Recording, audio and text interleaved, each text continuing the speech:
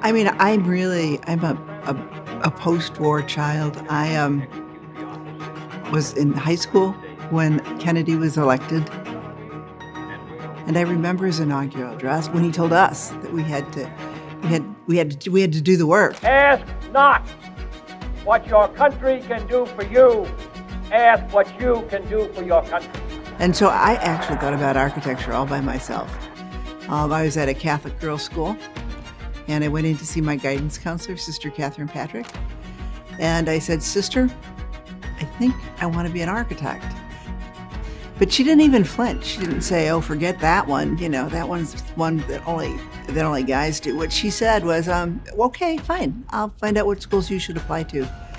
And so I think one of the things about my career is I've been fortunate to have a lot of support from my family, from my community, and that's essential for success.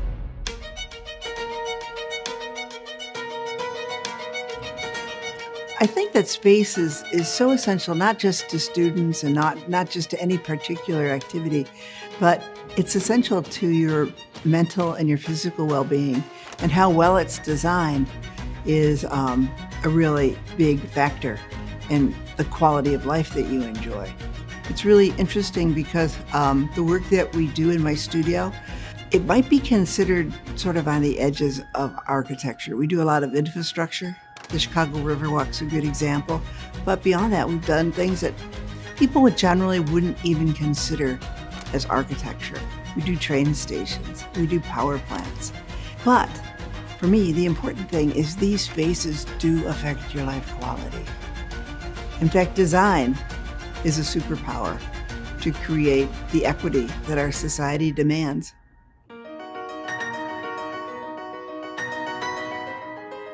For me, when I walk through a finished building, it's just amazing. Actually watching an idea that came out of your collaboration with the community and with your colleagues, watching it assemble is just a fantastic feeling. When you walk through a space, you see the pieces going into place.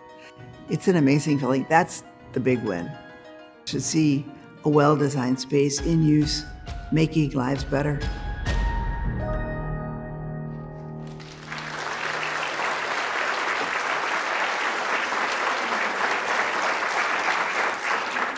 Good evening. Thank you, everyone, for joining us. I'm Irene Sun-Woo, the John H. Bryan Chair and Curator of Architecture and Design here at the museum. And before we begin, I kindly ask that you make sure that your mobile devices are silenced for tonight's event. And it's my great pleasure to welcome you to our program this evening. And what we just saw was a wonderful video produced by the American Institute of Architects on the occasion of Carol Ross Barney's receiving the AIA Gold Medal, the organization's highest accolade. And indeed, Carol has been a pioneer in the design of civic space since founding Ross Barney Architects in 1981. With a career that spans nearly 50 years, Carol has made an extraordinary and indelible impact on the built environment, the profession, and architectural education. And tonight we are here to celebrate her vision and her career. This conversation this evening is proudly presented in partnership with AIA's Chicago chapter and the Chicago Architecture Center, and with generous support provided by Chicago Women in Architecture and the Art Institute of Chicago's Solomon Fund. So thank you very much to our wonderful partners and our supporters. Here at the museum, we are proud to serve as the caretakers for several of Carol's drawings held in our collection, including those for Little Village Academy, an important school project here in Chicago. And in a previous collaboration between the museum and the Chicago Women in Architecture, Carol was one of 3 women architects interviewed in the early 2000s as part of an oral history project that produced snapshots of ongoing practices here in Chicago, and these remain accessible through the Ryerson Library. So Carol, on behalf of all of us, welcome back to the museum. And we're so pleased to be able to share your work and career with our audiences who, without a doubt, have had meaningful encounters with your thoughtful design decisions and design integrity throughout the city. So this evening's program includes a brief presentation by Carol about some of her most significant projects and her approach to architecture. And this will be followed by a panel conversation between Carol, Jen Masengarb, Eleanor Gorski, and Alison Fisher. So Jen Masengarb is the executive director of AIA Chicago. She is trained as an architect, and for over 2 decades, she's been an advocate for the profession, connecting the public with the built environment around them. She joined AIA Chicago in spring 2021, following 3 years at the Danish Architecture Center in Copenhagen, and previously was director of interpretation and research at the Chicago Architecture Center. Eleanor Gorski is the CEO and president of the Chicago Architecture Center, the leading organization devoted to celebrating and promoting Chicago as a center of architectural innovation and education. Eleanor brings to her role more than 25 years working in architecture, historic preservation, and urban planning with a particular passion for pursuing design equity. And Alison Fisher is the Harold and Margot Schiff Curator of Architecture and Design here at the museum. She specializes in alternative histories of modern architecture, design, and urbanism, and has curated many, many exhibitions here in these areas, including The City Lost and Found, capturing New York, Chicago, and Los Angeles, 1960 to 1980. In 2019, she curated Bauhaus Chicago, Design in the City, and she has 2 notable upcoming shows, Dan Friedman's Stay Radical, which opens on September 2nd, and the highly anticipated retrospective on Bruce Goff, planned for 2025. So thank you so much to all of our participants tonight. Programs like this are at the very center of the museum's mission as we collaborate across the city to build civic pride through the creative work of Chicagoans. So I'm now pleased to turn the podium over to Robert Thiel, AIA's 2023 Fellowship Committee Chair, who will share more about the AIA and the Gold Medal and introduce Carol. Thank you so much.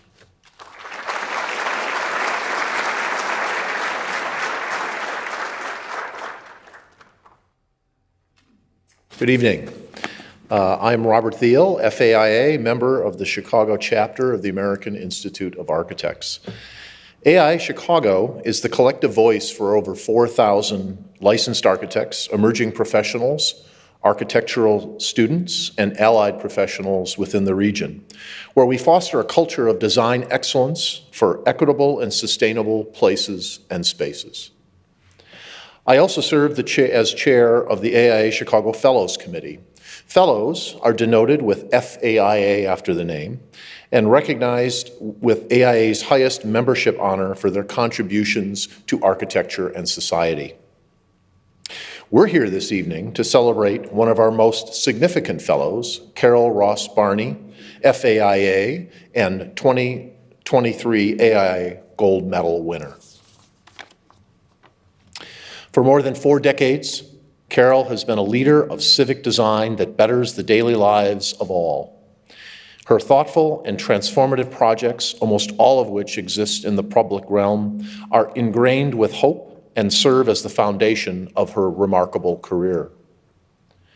From her early days in the Peace Corps, working alongside the newly formed Costa Rican National Park Service, to close collaboration with leaders in dozens of U.S. cities, all of Carol's work has been guided by the ethos that good design is a right for all, not merely for the privileged few.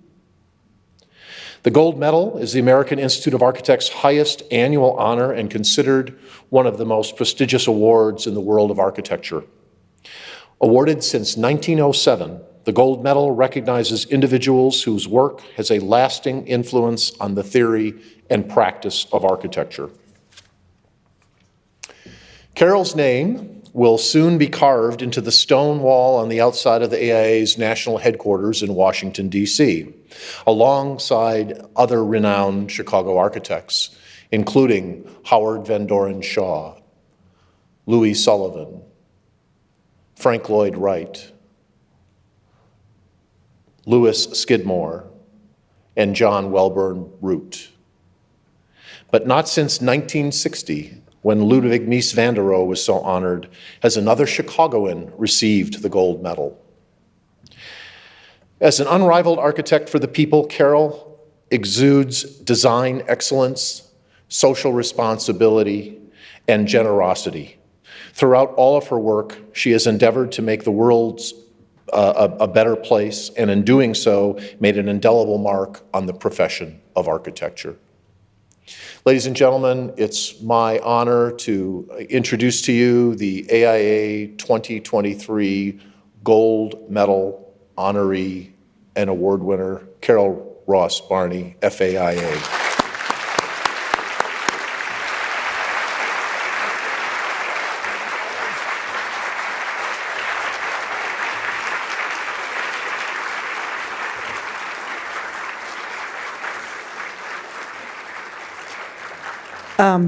Thank you, Art Institute, AIA Chicago, Chicago Architectural Center, and Irene and Bob. I almost didn't recognize who you were talking about.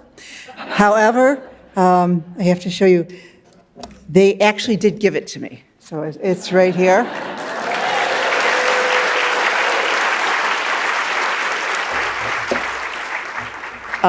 They did give it to me, and I'm tremendously honored. One of the things that makes me most happy about it, though, is that I think that I am in love with this city. I think it's a remarkable place.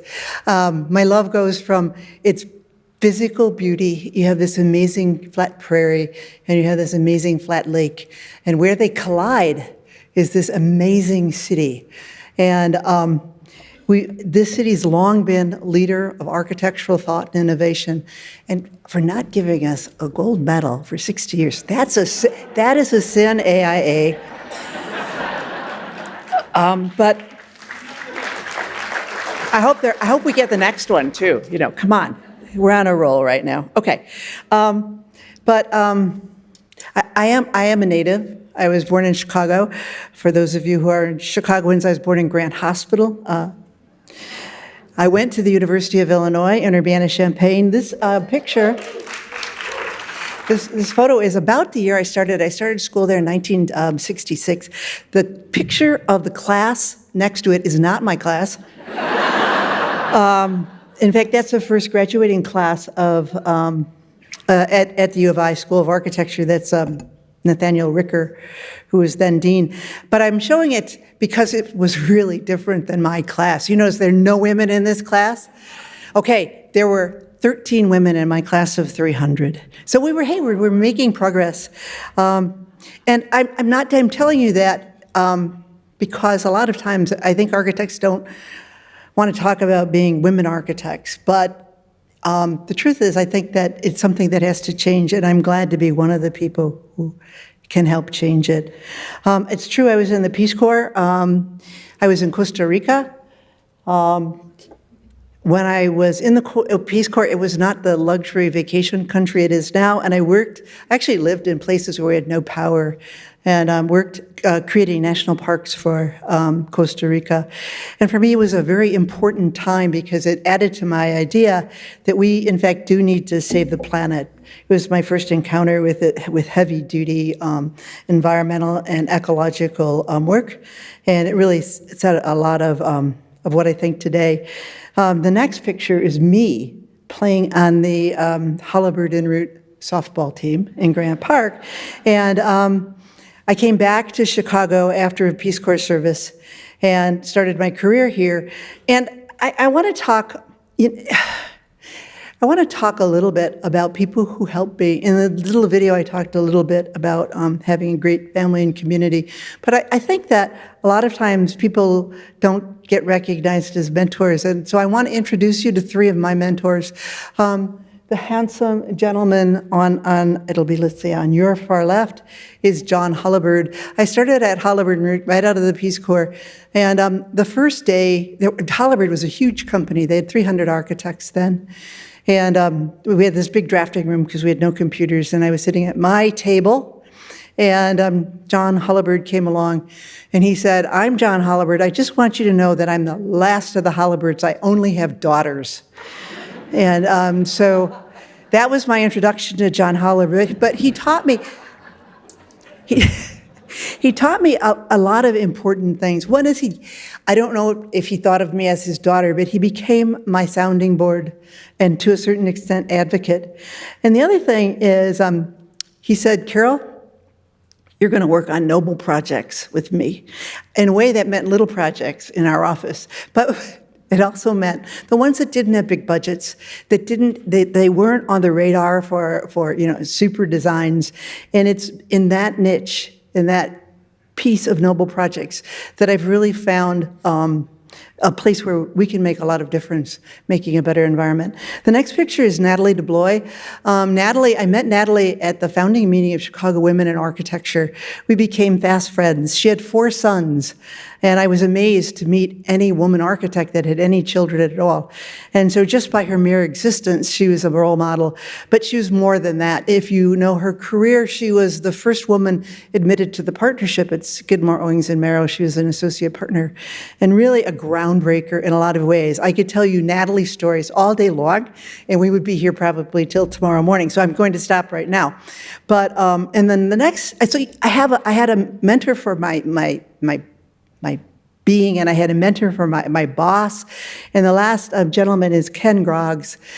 Ken was a state architect and director of architecture for Chicago Public Schools. He also was the founding member of NOMA, the National Organization for Minority Architects.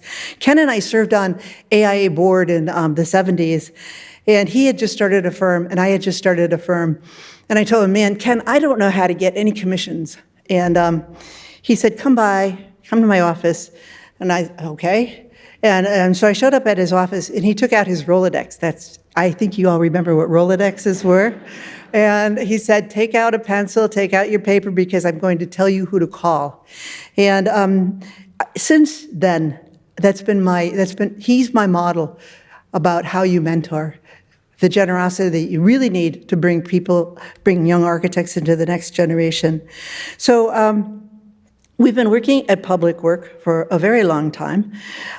This is one of the first commissions we got. Okay, young architects. It took us 7 years to get this commission, from when we opened the doors to when we actually got the job. And I learned a lot of important things. I learned that one is you don't go after the job, you go after the idea, you go after the what you want to be in society, and you go with people you know and you believe in. And so I had worked at Halliburton. This was one of the Noble clients. So I knew a lot of people at the Postal Service, and I was really lucky to work with another architect. That's the other thing about working in the public realm, is your clients are almost always architects, which is a good thing. A really good thing, because you have this shared objective and this shared meaning.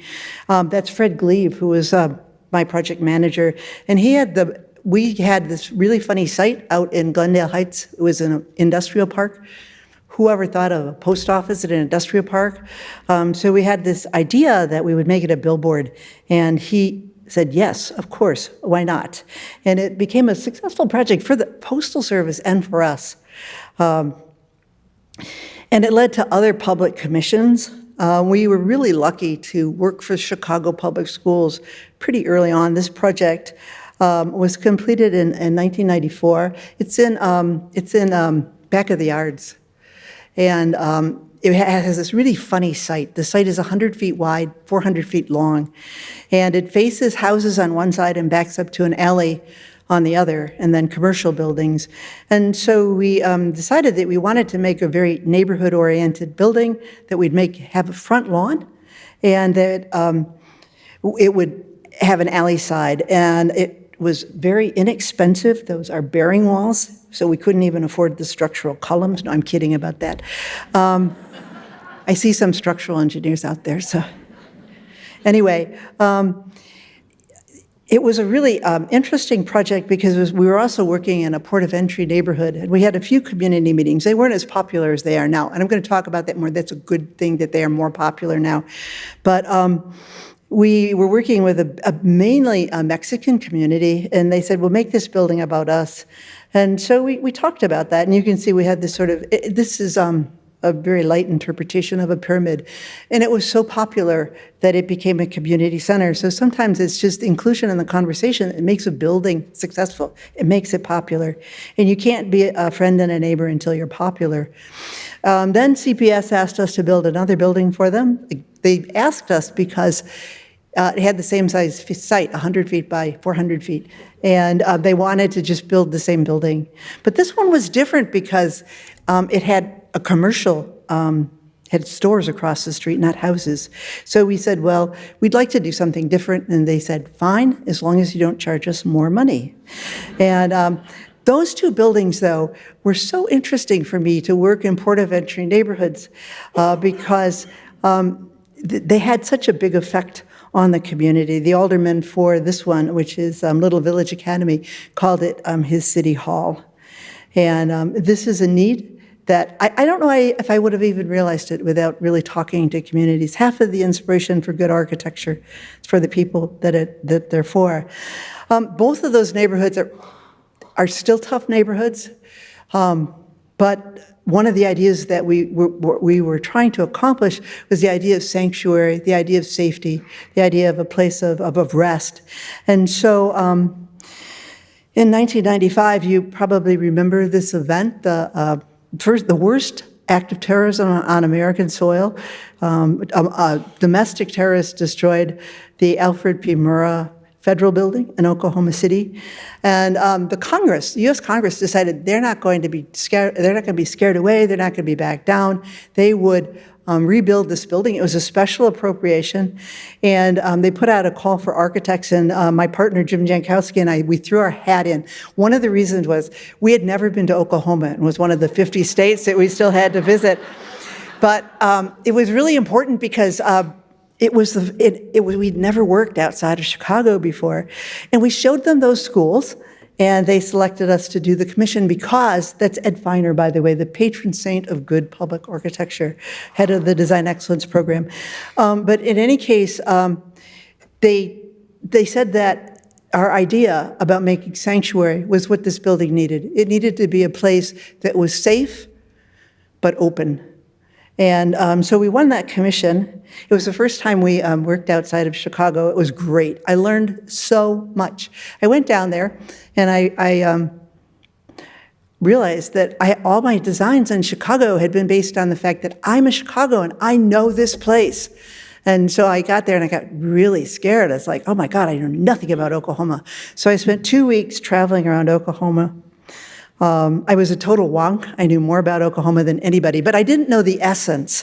And one of the things that was really nice about this building is the GSA sponsored a meaningful public engagement. We talked to the employees from HUD that survived the bombing. We talked to the people of Oklahoma City, and that has been a basic tenet of my practice. You have to talk to the people.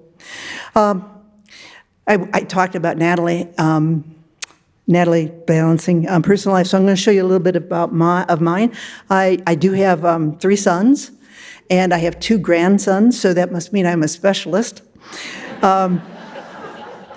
And my advice to balancing careers is everybody does it in their own way. My son, by the way, the other picture up there is my son Ross. He is an architect, so it wasn't so terrible growing up looking at buildings all the time, I guess.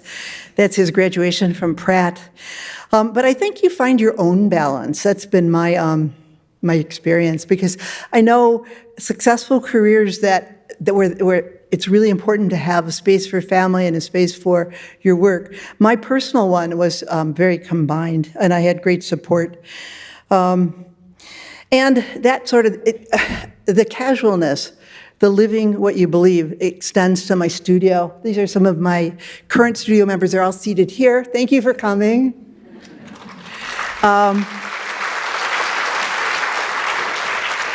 We have, for many years now, been more diverse than most architecture offices are. I regard it as a blessing. I think that I'm so glad that women and minorities seek us out. Our office has been 50% women for almost all our existence. And In the same period of time, we have been between 30 and 40% racial minorities. And I take it as I get the best talent. So, but with the same sort of informality is part of our studio. Here's my studio by the numbers. We believe in overtime, but only as required. We don't have office hours. We like to know where you are from 9 to 4. And the whole idea, I think, about architectural collaborations, which has really been an important idea to me, is that you work because you love it, and you work with people because they need you and they trust your ideas. So if you're in our studio, you must give us your ideas. If you're not, you're useless to me. And yes, I'll steal them, I'll use them, I'll cut them up and chop them, but together we will make a very good building. So our design philosophy is that design is problem solving. Innovation is absolutely essential. You don't make any progress if you do the same thing over and over again. And the process, you can't do it's step by step, but it's not. It's iterative, it's collaborative, it's amorphous, and it's always changing. And the best explanation I've ever had of design, and I show this to people all the time, I wish it was my drawing. It's not. It's Charles Ames. And he did this drawing. He said that striped volume, that's what the design office knows, what they believe in, what their values are. And then the sort of choppy volume with the polka dots on it, this is what the client's genuine needs and values are. I think genuine is important. And then finally, the kidney shape, this is what society needs and wants. This is what we believe in together. And Ames said, design is easy. You have to work in the overlap. The good news is there's millions of answers in that overlap. But it requires collaboration and communication to find out which ones are worthy of development. When we go into a project, we actually tell a client, we're going to give you three or four ideas, and it's going to be hard to pick which one you want to go forward with because they're all going to work. There's not going to be one that you won't build. In fact, we refuse to show an idea that we won't build, that we won't love. And so that's really, that's been the way we've been moving, and it's really important to, I think, working in public to be really honest and transparent. And I want to talk a bit about innovation in architecture, too, because sometimes people forget that architecture has the responsibility to be innovative. Like, we accept it. This is Margaret Bourke-White, and she's taking pictures. I think is she sitting on the Chrysler building? It kind of looks like it, doesn't it? And she's got a big old 4x5 up there. And she went up there to take pictures of New York. This is what you'd do today. Can you imagine that we wouldn't do this? What about buildings? Come on. Okay, so this is from my alma mater. This is ILIAC 2. It looks really impressive. It was the world's first supercomputer. This is the computer that inspired HAL in 2001. This was, I am HAL. I was born in Urbana, Illinois. This is the real HAL. It had about the power of a hand calculator. But we didn't stop there. Look at this. This is the computer I use daily. It's like amazing. I think sometimes architecture, maybe because of the responsibility it has to our society, gets stuck. This is a Parthenon, 460 BC, is what most people say is the most significant time. And this is a courthouse, a federal courthouse that was done a few years ago. Very competently designed and built. But what are we missing? If we don't get better, what do we get? It's the only thing we really need to do. So I'm going to show you a few things from our portfolio. Buildings that I love, although I love all my buildings. They're like my children. They all stress different things. This building is at the University of Minnesota in Duluth, and it's a celebration of place and intention. This is a building for the Iron Range. The materials are of that place. The building skin is made out of steel. The mulch is made out of taconite pellet, the raw material that goes to make steel. So this building lives and breathes its origin. The building also it showcases construction techniques because it's about learning how to construct. It's a college of civil engineering. The other thing I want to stress, though, is I know enough about civil engineering, but I don't know enough to make this building by myself. We had an amazing collaborative team. I think there's this idea out in the public that architects work alone. There's this, it comes maybe out of Wright and Mies, my last gold medalist, my predecessor, that, we work out there and we're all alone and we're brilliant genius. Howard Rourke, although he was not about architecture, so you can forget that one. I worked with Stanius Johnson, a local firm that added so much to this, and my client, in fact, she's sitting in the audience here, the UMD chancellor, was absolutely inspirational. What she knew about that area, I couldn't learn in a period of time. And it's absolutely essential to the success of this building and to, again, making it beloved and useful in its community. A lot of our buildings come out of commodity. Vitruvius wrote, firmness, commodity, and delight, basically structure, how beautiful it is, and how much it costs. That's what makes architecture. And so this is a 12,500 ton chiller. It cools almost half of the campus at Ohio State University. Originally, it was conceived in glass. But when we started working on it, we discovered that it would have been a beautiful building in glass because you'd see all the chillers and pumps. It would be fabulous. We discovered that we couldn't afford glass and complete the building. So commodity made this building what it is. Instead, what we did is we used a precast material. We used glass, but we used dichroic glass. So when the sun moves across this building, it becomes alive. It changes with the season. It talks about energy arriving on the earth and being used by this building. So it's not that we're making a beautiful building. Architects, they do make beautiful buildings, but it's such a practical problem-solving exercise, and that's one of the reasons I really love it. A lot of our work has been infrastructure, the stuff that holds cities together and makes them work. It's connective tissue. A lot of times people don't think this is architecture, but they should, because it makes sense sometimes to entrust something that's this technical. This is Morgan Street Station in the Fulton Market District. It makes sense to entrust it to a big engineering company because they have all the expertise about rail engineering, and it goes on and on and on. But what architects bring to these jobs are vision and perspective, how it fits into the city. And the value of that, it's invaluable. And these are often infill projects. So they're even more important. I think a lot of you are probably familiar with Fulton Market and how that's grown. One of the things that's made it grow is transportation. That Morgan Street Station it was closed, I think in the 60s. And the CTA projected that they'd have 1,500 riders a day. It's almost triple or quadruple that now. So it's become the economic spark plug for that area. And the other thing about infrastructure is it does come in all sizes. This is a really recent project. This is at the airport. You probably will see it if you haven't. It's where you get a rental car. It's where you get an inner city bus. It's where you get a hotel shuttle. And it's sort of the flip side of the coin. This building is so big. It has 15,000 parking spaces in it. It is over 1 million square feet. And it is... It costs $750 million. And the thing that's important, though, is the same ideas, the same space making a space that is friendly to people, that's light-filled, that's interesting, that is easy to maneuver. Those same values go from the small station to this very large facility. And so we've developed this love for making infrastructure, this non-architecture. Looking at this one, this took 15 years of my life.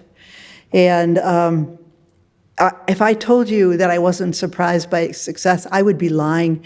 If I told my mother I was going to go sit and have a picnic on the Riverwalk, she would have laughed. I mean, it was really a disgusting place to be. And to witness a transformation from being that to the heart is really, really nice and important. I also want to mention, again, that we don't do this by ourselves. I have collaborative partners. For this, Collins Engineer was was a prime consultant for phase 1, and then Sasaki from Boston was a prime consultant for phases 2 and 3. And I had an absolutely brilliant landscape architect. I call her the landscape architect of Chicago, Terry Ryan, who worked on both phases. And it's by working together that you can produce this type of understanding of a city. I mean, and I'm just mentioning top consultants. We had a marine consultant, we had a history consultant, we had a wildlife consultant, and they all added so much to this project. And sometimes projects like that have a life of their own, because what happens to them is they start basically giving birth to other projects. This project, Our Great Rivers, we worked with the Metropolitan Planning Council of Greater Chicago, commissioned by Mayor Emanuel. It was a look at the rivers of the city when the Riverwalk was such a success. The question was, we have 34 miles of lakefront. It's beautiful. It's almost all in public lands. There are people who live so far from it, they never even get to it. We have 155 miles of riverfront. Let's use it. And so Ram's idea was that we would look at it and create a vision. And that vision is living. It's being created today. Our particular role was to help people accept this and envision it. This is a little piece of it. This is a collateral channel, which is on the South Branch. And the idea here was, well, yes, there's this little leftover canal. What can happen to it? Why not turn it into a swimming river? And that type of visioning, I think it's essential to loving your city and to figuring out how to live in it in a really healthy way. I also think that white paper advocacy, we just finished this project with Active Transportation Alliance. They were our partners. This project visions adding another layer to the Riverwalk, this already popular space, to take some of the lanes out of Wacker Drive and turn them into space that complements the Riverwalk, and bicycles. So we're doing the active transportation. I think that citizen architects, it's one of the pieces of my role that I love the most, is talking about my city. I've always felt quite entitled working in my city, because then I'm not just the architect, I'm the client too. It's great. And as we move along, we've been really in love with the idea of healthy in the city and garden in the city. This is a project we completed about 2 years ago, 3 years ago now. It was finished just before COVID. It's a project, this is at the zoo, the Lincoln Park Zoo. By the way, I grew up in Lincoln Park, and when I got this commission, it was like magic. I remember going there with my grandmother, when I was like 0 years old. It was great. And it was always magical then. They had elephants then. They don't have them anymore, but probably a good thing. Anyway, this is about the only building for people that the zoo has. They have their store too, but it was really interesting because we were trying to make a building that's a building, but that was really part of the garden. It was a non-building, and so this building is actually transformable. I hope you get to see it in action someday. But the idea was, can you make a building that transforms itself so in our harsh winters, it's enclosed, and in our nice summers, you're passing through this gateway, you're passing through a pavilion, through a shaded gateway instead of a building. One thing that was really interesting, during COVID, leaving it open became the only way the building could be used because of the restrictions. And it's really started an obsession that we have with health and buildings, and how can buildings and parks transform and make healthy environments. The last few years we've morphed into an integrated multidisciplinary design studio. We now have landscape architects on the staff and planners. And the reason we did it is because we're really most fascinated with making cities work. This is a project for Rogers, Arkansas. They came to us with no program. They had a site. It was their historic downtown. But the historic downtown was basically a railroad yard. They were really interested in authenticity. So what you're seeing now, this town started as a water stop, and right now it has a children's splash area that is a water stop. Our original idea was we would just put water towers up there and someone would pull a chain in but you can't do that anymore. It has to be really a fountain. And the railroad still runs through it. This is the park today. You can see the children's play area over there. In fact, the train has become a symbol, a badge of honor for it. So we have a park with a working rail line right through the middle. We've also added an alley of trees that complement their historic downtown, which is experiencing a rebirth. Downtowns are really interesting now. Our own downtown is in a period of change, I think, that we probably haven't seen. I haven't seen in my lifetime. Whether we do it successfully should be really interesting. And then we also added a performance venue where that building in the back, we recycled it. It was an auto and farm repair shop. And so we recycled it as a concession and a green room, and then we added this beautiful canopy. And so now they have performances for up to like 15,000 people sitting underneath that wonderful canopy. So every design is important. I don't think that we've found anything that's not important yet. And as example, I'm going to show you this. This is a hamburger stand. I mean, come on. How important is a hamburger stand? The Riverwalk took 15 years. The intermodal cost $750 million. Here's a hamburger stand that took 14 months to build. And, but it's important because of the space it occupies in the city and in our culture. This particular one, we worked with McDonald's. This is their Chicago flagship, also formerly known as the Rock and Roll McDonald's.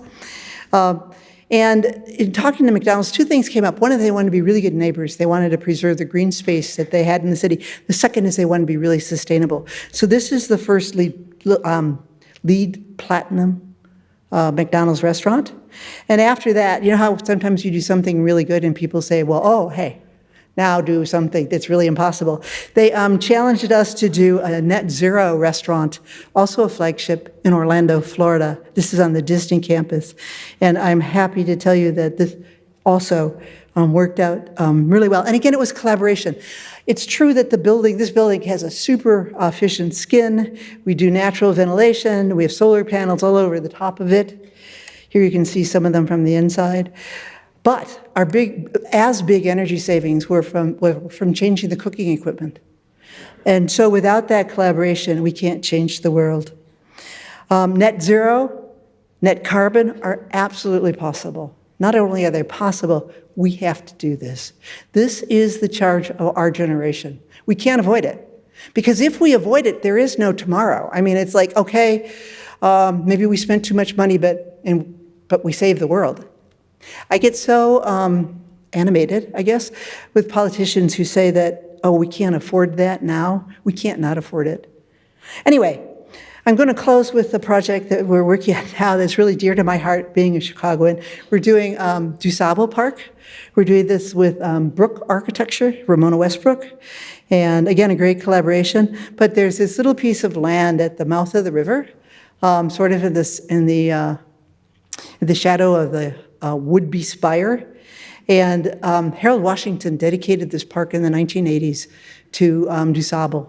So this is Founders Park, Chicago. And the conversation has been so interesting. I've learned so much, and I've been here my entire life, and I'm still learning. We're really looking forward to it. We think it will be a park that works in the fall and in the winter. And we want it to tell Chicago's story, to bring people together, to have them talk about their history and their future. And that's why I do architecture. So thank you very much.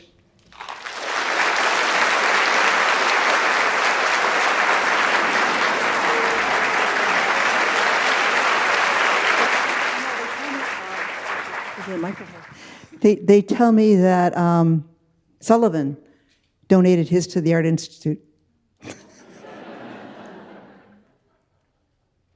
It may be true. I haven't seen it, but I will inquire with our archivist tomorrow. So Carol, thank you so much. I think it is just astonishing to hear this incredible way that you weave this thread through all of your projects. My name is Alison Fisher. I forgot to mention. I'm curator in architecture and design here at the museum. And we are just going to follow up this incredible lecture with a few questions to dig deeper into a few of the topics that you brought up in your lecture. I'm joined by Jen Masengarb, who's Associate AIA and the Executive Director of AIA Chicago, one of our partners for this program, and Eleanor Gorski, the CEO and President of the Chicago Architecture Center. And we're just so thrilled to be able to share the stage with you and talk a little bit about your career and what excites you.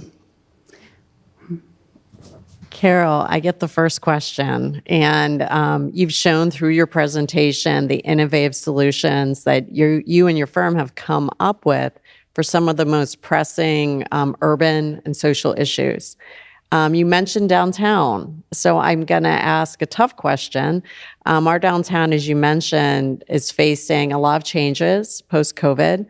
What innovative solutions can you think of that perhaps you're discussing in your firm, or ideas that you would like to see pursued to bring the downtown into the future? I think that what I'm talking about is if you walk downtown today, I mean, there's a little bit of rebirth after COVID. Everybody says, oh, COVID really changed our downtowns. That's true. But the change was happening already. COVID probably accelerated it, but we were changing because the way we communicate and where we live and how we shop, the basic things we do, were changing. And I think COVID just really accelerated it. So if you walk down, we've been really concerned with LaSalle Street. And I think, by the way, the city's program for LaSalle Street is brilliant. I hope it works. But when you walk down LaSalle Street, 35% of the retail spaces are vacant. And then if you look in the office towers, about a similar number, a little bit less, of those offices are vacant. So we have an empty city. What do you do with an empty city?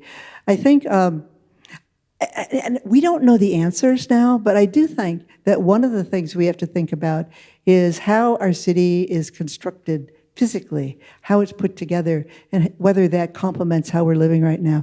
I've always been impressed that Americans, if you travel through Europe, you know, in these very complicated cities with people living on top of shops, a lot of mixed uses living together. And you come to an American city and you have a business district, a residential district, some recreation, but they're all separated on a horizontal plane. I think it's because we had so much space when we were building our cities and our countries, because our cities are really babies compared to cities.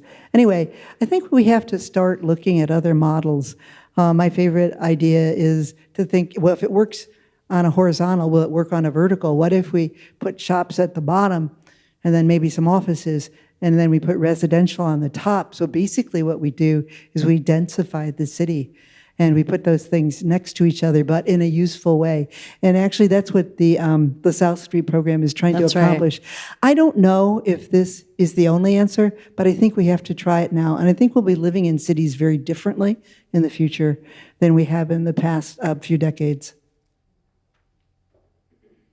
Yeah, I think it's interesting to think about how cities have been given up for dead a couple of times already. And so I'm encouraged by that, knowing, and thinking about, where we were in the 1960s. And then people like Bertrand Goldberg, who were thinking, again, just like you mentioned, about these vertical integration of cities, which was too futuristic for that time, but is now perhaps a solution. And Jen, you have a couple of questions, perhaps turning it a little bit more to the firm. Sure. I had the chance to sit down with you for an hour or so for the magazine interview for Chicago Architect magazine, which was such a delight. And I was wondering if you could sort of share a little bit more with this group here about the process and the conversations that you have with clients. You talked a lot about, the railroad project. You talked a lot about Oklahoma. You talked about the schools and back of the yards. But what are those conversations like? And when you talk about listening, what are you asking? Oh, that's such a good question. The first, I think, formal engagement we did was for Oklahoma City. And the reason that the GSA asked us to do it was that was such an emotional event. And people, they needed to talk. In fact, when we started it, nobody from HUD, which was the biggest agency in the Murrah building with the most loss of life, they didn't want to move back. They thought it was a terrible idea, and they didn't like GSA or the federal government for suggesting that they should do it.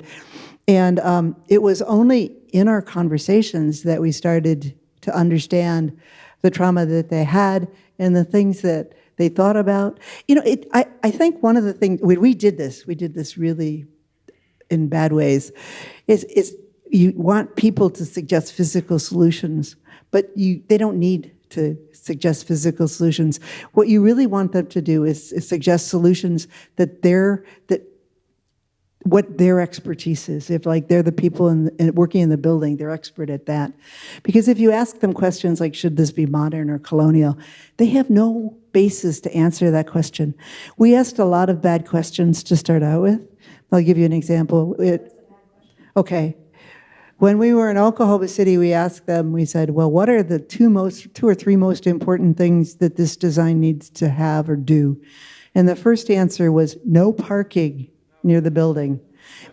That makes total sense, doesn't it? Because this was a bomb that was planted right at their front door. And yes, the second most important thing was close parking. And it sounds crazy, doesn't it? They were right. Those are very important things. It is that balance that makes a building or a community, a plan successful. And so over the years, we've learned how to ask the right questions, or maybe expect answers, or get better at understanding the answers. So we have a pretty big tool chest now. We call them games. We play games a lot when we do engagement. And more often, if we can convince a client to hire us for engagement services, we really try to do that because we think it adds so much value to the project. So for that park in Arkansas, we did a 2-month engagement period, and we actually went down and we sat in a farmer's market at a table, met all kinds of people. I learned how to play pickleball, and it was just, a really remarkable experience. But that was followed up by other types of meetings, ones with people who had businesses downtown. And each one's different. You have to talk to each community differently, but I think that's where the richness comes from. I don't ask them to design the building. That's a common misconception, that when you do engagement, you're asking them how to design it. You're not. You're asking them for everything they know. I think according to some, pickleball is one of the challenges facing American cities today. But maybe that will be in your next brief. Eleanor, I wondered if you could ask the next question. Yeah, thank you. Just a follow-up to that, I think that was just brilliant what you said. It's not always a physical solution. People want to be heard. And we were talking before you began about your many, many years of teaching, and you didn't mention that in the presentation. I think that's remarkable. And the question that I had, are you seeing a change in architectural education where we're asking more questions, where we're seeing that there's more of a solution than just a building? I do. And I think it's a really good change. Just as background, I've been teaching at IIT for over 30 years. I'm adjunct, which is great because that means I can tell them, no, I won't be there. But I really enjoy it. I enjoy the stimulation of working with students, and I like looking at a lot of ideas quickly, and I like the conversation. I think that's really true. I think there's good things and bad things about design education right now. I do think that it is far more socially conscious, which brings a richness to design than it was previously. I do think, though, also that, I don't know, I have trouble making studio culture as meaningful as I used to, just because I don't think, and this goes back to the question about downtowns, I think we're relearning, or we're further developing how we work together when we need to be together and exchange ideas and when we can do it remotely. And one thing, like when I was in school, we nearly lived in the architecture building because we had to be there. The big drawings were too big to take home. And now it's really hard to get them to stay past their half-hour crit. So I'm trying to balance those two things, a great social activism. I do think that I'm hoping that we're ready for another period. They started out this tape with John Kennedy, who I thought was brilliant. I mean, he might have been a philanderer and all this other stuff, but he inspired us to be our best selves. And when you do that, I mean, who cares what else you do? Well, no, you should care. I'm still a big proponent of facts, but in any case, I do sense that this social need for goodness, for direction. But I do think we are still struggling to figure out how we work together. But maybe we always will. I think I'll ask one if you don't mind. So one of the things that really struck me is that you are repeatedly saying in conversations that you don't want your firm to adhere to a single style, and that in fact it's a weakness that firms can have, but is also something that we align with a lot of architects that have the same look over and over again. Could you talk a little bit more about the idea of how the kind of building's physical form is something that is part of the design process, and what it means to you? Yeah, I think, thanks for that question, Allison. For many years, we'd go to an interview for a project, and by the way, when I got the gold medal, the AIA magazine interviewed me, and they asked, what's the best thing? When are you happiest in architecture, when you were the saddest? And the answer is, I'm happiest when I have a lot of good work, and I'm saddest when I don't. Architecture, it still is a tough business. This is not for cream puffs. You have to be pretty tough, and you have to take a lot of rejection. And in any case, we were criticized a lot when we were in interviews or when we were presenting our credentials, that our buildings all look different. While it hurt, I never believed in the commoditization of buildings. I think buildings, because they're built on one spot on the earth, they need to be different. In fact, I remember having a very short conversation, because we always had short conversations with Mayor Daley. I should say that Eleanor knows this better than I do. You got his attention by 2 seconds, and usually it was, "Good to see you again, Carol," and then he was gone. Which is funny, because he was my client for a lot of stuff, and I rarely spoke with him. This is really off the subject. Rahm Emanuel was in your face all the time. He told you what he thought and what he wanted. And he is a great collaborator, though. But anyway, I did have one really interesting conversation. It was about prototype schools and prototype buildings. And he said he wanted to be fair to every community. But and that's true, because you think, well, everyone deserves a good gym, and everybody deserves, the adequate number of classrooms. But the thing about the prototype building is they weren't fair to the sites that were available and to the traditions and heritage of the communities. And so that's why buildings need to be different. That's a long answer to your short question. They all are different. Yes, people are different. And the other thing, I think, I like to think that there's at least a half dozen, a dozen, 100 solutions that I would like to build for every problem that we've been asked to solve. I mean, I can think of 100 I don't want to build too, but there's so many of them. Why should you limit yourself to something that, So this is sad. I feel like we could talk for 3 hours, but we did want to save some time for questions from the audience. So I think that there are staff members who have microphones, so please raise your hand if you'd like to ask a question.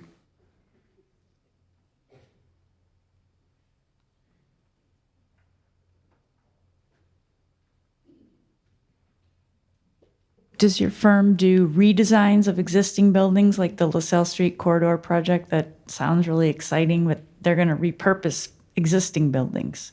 Right. Yes. I think we do. I mean, my studio, we personally do. But I think right now the number is something, it's more than half the commissions that architects receive are to remodel existing buildings. That's a really important idea. It goes back to the idea of sustainability and resources. So it's really important that we do that. And it is a big part of our practice also.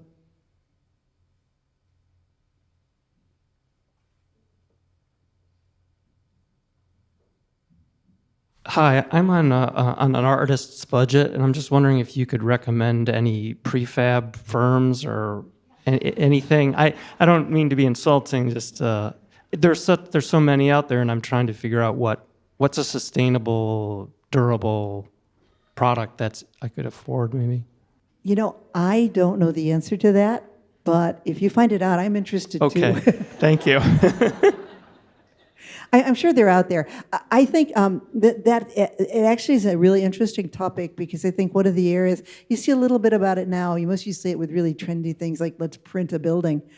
But I think that construction technology is also one of the areas of our economy that's really ripe for change. Right now, we build buildings by hand. You go out, the site, it's full of mud, they just dug it up, and this poor electrician is trying to figure out where to put the pipe. I think that the idea of prefabrication is one whose time is coming. One of the reasons there isn't a lot of it is our labor issues, among other things. It's more complicated than I'm making it here, but I do think it's an area that you could look at for the future. Your idea of having a house that you could buy prefabricated or to be printed or whatever. It's an idea that actually existed in an American business previously. So I think that it's actually bigger, that we'll be doing it for big buildings as well as small buildings, prefabricating all kinds of pieces. I think we can take just one or two more questions.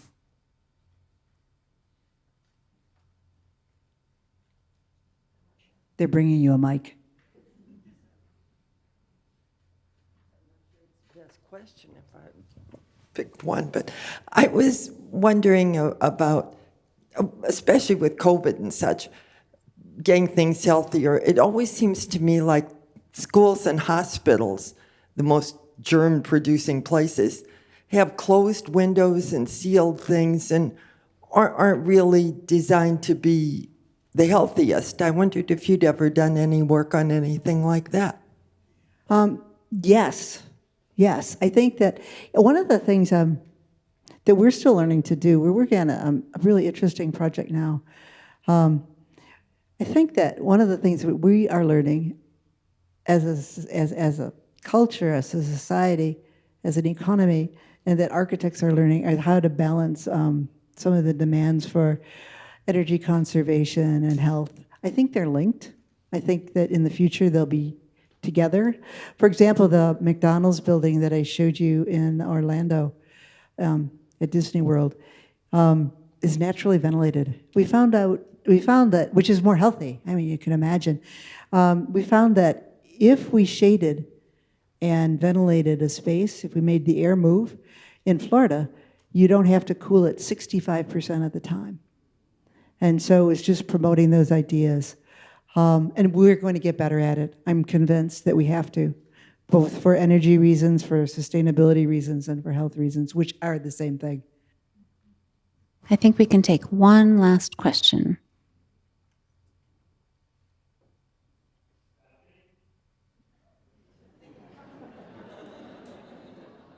Hi, I'm an architectural educator, and I find that a lot of students are concerned with the ethical parameters of their designs. And I'm wondering if you've ever turned down a project, or if there's any project you would say no to on ethical grounds, like a prison or big oil. Oh my God, were you in my studio today? I can't tell you that we've turned down a project. I'm not thinking of one right now. But the idea, actually, we are more inclined to accept a project where ethical concerns are being explored than we are to reject it. Right now, for example, we are, and I may get drummed out of AIA for saying this, we are working for the Chicago Police Department. We're working on a project that's looking at almost all the precincts in the city and coordinating the idea of security and community outfacing, community. It occurred to us that we could turn this project down because of the history of policing in the United States. But it also occurred to us that we wanted to be part of the solution, even if it's a little part than a part of the problem. And I'm in favor of activism, and I'm in favor of the activism that you personally think is important. You have to believe something. But I'm usually regarding it as a challenge, and I said it in the tape that design is my superpower, and that I am a citizen and an architect before turning something down. Obviously, if it's blatantly ethically compromised, that's easy, but we've not ever been asked to do that. I know that everyone has millions of questions, but if we can all just give another hearty round of applause for Carol.